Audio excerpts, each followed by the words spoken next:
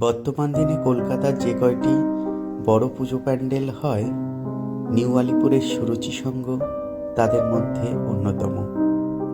New Alipur স্টেশনের কাছে দীর্ঘ কয়েক বছর ধরে তারা খুব সুন্দর সুন্দর পুজো প্যান্ডেল আমাদের সামনে উপস্থাপন করে চলেছে।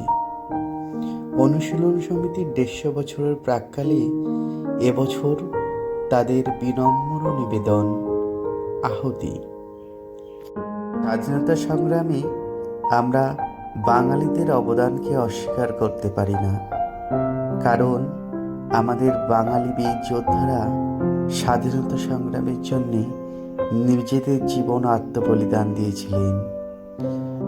থিমের সাথে সাযুজ্য রেখে এমনই শিল্প নৈপুণ্যে ভরা দেবী মূর্তি এখানে প্রতিষ্ঠা করা হয়েছে।